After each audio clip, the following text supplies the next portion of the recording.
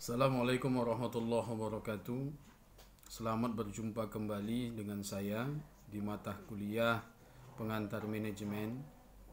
Bersyukur kita kepada Allah, hari ini kita sudah masuk kepada pertemuan yang keempat. Pada hari ini juga kita akan membahas satu pembahasan mengenai budaya dan lingkungan organisasi. Mahasiswa-mahasiswa yang saya banggakan, berbicara tentang budaya organisasi berarti kita berbicara tentang kepribadian. Kita tahu bahwa kepribadian itu biasanya hanya dimiliki oleh manusia. Tentu saja itu benar, akan tetapi bukan hanya manusia saja yang memiliki kepribadian, tetapi perusahaan atau satu organisasi pun harus memiliki kepribadian. Nah, kepribadian inilah nanti yang kita kenal dengan budaya dalam satu perusahaan atau organisasi. Budaya organisasi dalam definisinya itu adalah sebagai nilai-nilai, prinsip-prinsip, tradisi, dan cara-cara bekerja yang dianut bersama oleh para anggota organisasi dan mempengaruhi cara mereka bekerja.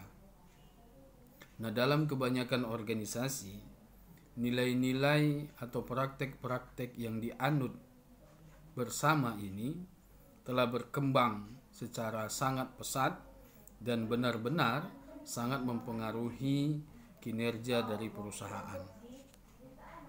Dari definisi di atas, kalau kita definisikan budaya, maka budaya organisasi itu memiliki 3 sifat yang tersirat. Yang pertama adalah bahwa budaya adalah sebuah persepsi, artinya bukan sesuatu yang dapat dilihat atau disentuh secara fisik.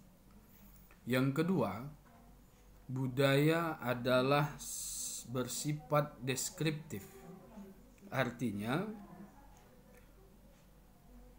berkenaan dengan bagaimana para anggota menerima dan mengartikan budaya tersebut, terlepas dari mereka menyukainya atau tidak. Yang ketiga, budaya bersifat penganutan atau penerimaan. Artinya bahwa meskipun para individu di dalam satu organisasi memiliki latar belakang yang berbeda, memiliki jenjang karir yang berbeda, atau memiliki jabatan yang berbeda, tetapi mereka harus secara bersama-sama mengikuti budaya organisasi yang memang sudah dijadikan sebagai satu hal yang harus sama-sama dikerjakan atau ditaati. Ada banyak kajian-kajian mengenai budaya organisasi di dalam perusahaan atau dalam suatu organisasi. Dari semua kajian itu ada sebuah kesimpulan, paling tidak ada 7 dimensi yang menjabarkan budaya organisasi dalam satu perusahaan. Ketujuh dimensi tersebut adalah: yang pertama, perhatian pada detail. Artinya bahwa seberapa dalam ketelitian, analisis, dan perhatian pada detail yang dituntut oleh organisasi dari para karyawannya. Yang kedua, orientasi hasil. Artinya bahwa seberapa besar organisasi menekankan pada pencapaian sasaran atau hasil ketimbang pada cara mencapai sasaran atau proses. Yang ketiga, orientasi manusia. Maksudnya adalah seberapa jauh organisasi bersedia mempertimbangkan faktor manusia atau karyawan di dalam pengambilan keputusan manajemen. Yang keempat, orientasi tim. Artinya, seberapa besar organisasi menekankan pada kerja kelompok atau tim ketimbang kerja individu dalam menyelesaikan tugas-tugasnya. Kemudian, yang kelima adalah agresivitas. Maksud agresivitas di sini adalah seberapa besar organisasi mendorong para karyawannya untuk saling bersaing ketimbang saling bekerja sama. Yang keenam, stabilitas. Maksudnya adalah seberapa besar organisasi menekankan pada pemeliharaan status quo di dalam pengambilan berbagai keputusan dan tindakan.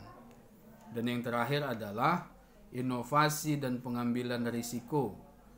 Di sini maksudnya adalah seberapa besar organisasi mendorong para karyawannya untuk bersikap inovatif dan berani mengambil risiko. Setiap perusahaan itu harus memiliki budaya yang kuat. Pertanyaannya, kenapa demikian? Semua organisasi memiliki budaya, itu pasti. Namun, tidak semua budaya organisasi sama kuatnya dalam mempengaruhi perilaku dan tindakan para karyawan. Budaya yang kuat atau strong culture adalah budaya yang menanamkan nilai-nilai utama secara kokoh dan diterima secara luas di kalangan para karyawan, atau memiliki pengaruh yang lebih besar terhadap perilaku para karyawan dibandingkan dengan budaya yang lemah.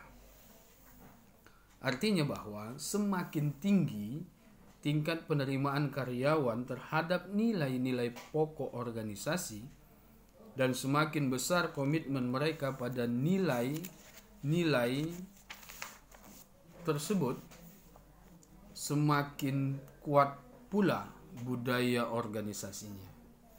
Nah, kebanyakan organisasi atau perusahaan itu memiliki budaya yang cukup kuat hingga sangat kuat. Jelasnya adalah bahwa ada kesepakatan yang cukup mantap di antara para anggota organisasi tentang apa yang dianggap penting, tentang bagaimana perilaku karyawan yang baik, tentang apa yang dibutuhkan untuk maju, dan hal-hal semacam itu. Semakin kuat budaya organisasi, semakin dalam pengaruhnya terhadap cara para manajer menjalankan fungsi-fungsi perencanaan, penataan, kepemimpinan, dan pengendalian. Karena kita tahu bahwa manajer itu adalah salah satu faktor utama penentu keberhasilan suatu perusahaan atau organisasi. Walaupun sebenarnya ada dua pandangan yang berbeda. Pandangan yang pertama adalah pandangan mumpuni. Pandangan mumpuni ini artinya bahwa manajer itu dianggap satu-satunya faktor utama penentu, ya, keberhasilan atau kegagalan suatu perusahaan. Sedangkan pandangan simbolis menyatakan bahwa manajer bukan faktor utama penentu keberhasilan atau kegagalan suatu perusahaan. Karena apa? Karena ada kekuatan di luar kemampuan manajer sebenarnya yang menentukan keberhasilan atau kegagalan perusahaan. Nah, ini dua-dua ini bisa kita simpulkan bahwa ya walaupun misalkan katakanlah bahwa manajer itu bukan satu-satunya, tetapi harus kita akui tanpa manajer menjalankan fungsi-fungsi manajemen dengan baik, ya kita yakini bahwa perusahaan itu tidak akan bisa maju atau bisa-bisa perusahaan itu menjadi bangkrut. Walaupun dalam pandangan simbolis mereka menyatakan kalau manajer itu hanya sebatas simbolis jabatan saja.